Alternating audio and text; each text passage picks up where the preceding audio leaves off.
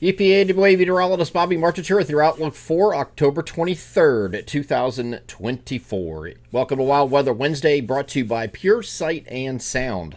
With Halloween right around the corner, our thoughts turn to goblins and ghouls and ghosts and vampires. Now, we all know that vampires are only out at night and they sleep during the day, but did you know that the Vampire Code of Conduct prohibits them from taking any sort of sleep medication? That's right, the vampires have to keep it all natural and can't have anything showing up in their blood work. So, the head of the Vampire Sleep Association called Ed at Pure Sight and Sound for a solution to this dilemma. Together, they put together an absolutely fabulous sound system where vampires the world over are lulled to sleep with gentle audiophile quality music for those sweet daytime dreams. Call Ed at the phone number above me here in the video, 570-992-2992, or visit them on the web at puresightandsound.com. Be like the vampires and doctors, nurses, EMS, law enforcement, firefighters, and other shift workers who have to sleep during the day. Have an amazing bedroom sound system designed and installed just for you. Call today and mention this ad for a great sleepy experience. Your Pure Sight and Sound, proud sponsors of the Wednesday video forecast. Always great scripts from those guys. So we have a cold front that's going to be moving toward the region today. Still another warm day. Not quite as warm as the last couple days. A couple degrees less. Not much. But 75 to 80 is the temperature spread, as you see above me here, with mostly sunny skies. We have this cold front moving through overnight. And there will be some showers with it, but not for many people. Kind of fall apart as it advances towards. That's the cold front right there, moving right through the region. This, by the way, is the remnants of what was once Oscar down in the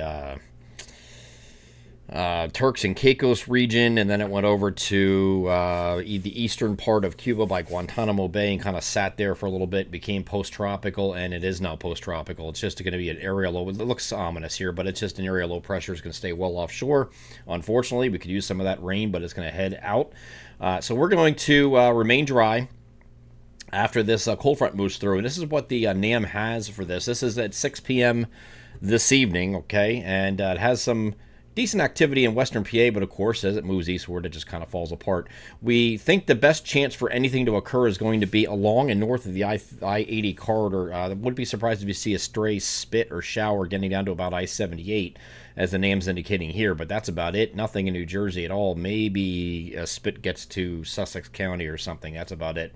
But this gets out before daybreak on Thursday. That means we're going to have mostly sunny skies again on Thursday. In terms of total precipitation, and this is the NAM, which is usually 3 kilometer, which overdoes precipitation typically.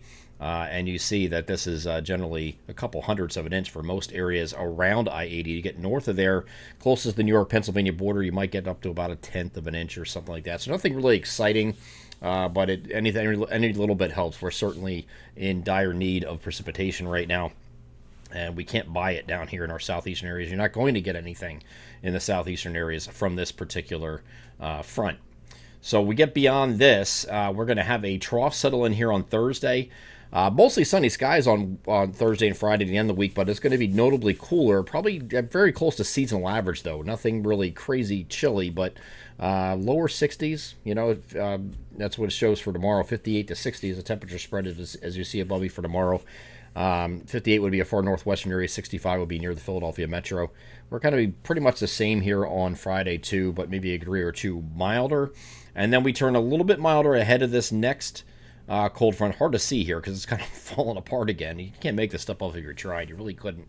But you got some a cold front that's going to come through, and the cold front is sitting at this point right about here, okay? And this is overnight Friday night moving through. There's really nothing with this at all, unfortunately.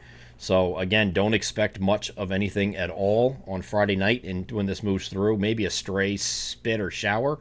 On our local forecast, we have that for overnight Friday night, but just a stray shower, spit kind of thing. That would be about it. Okay, that's all you can expect. Behind this front, though, temperatures get up in the mid to upper 60s on Saturday with intervals of clouds and sun. Behind this for Sunday and Monday, we're going to have an even cooler shot of air with temperatures in the 55 to 60 degree range, it looks like, on Sunday, and then Monday maybe a degree or two warmer than that. Okay, so it's this up and down stuff that's typical of this point in fall. It can't really make up its mind whether it wants to head more toward fall temperatures or late summer stuff like we've been having the last couple of days.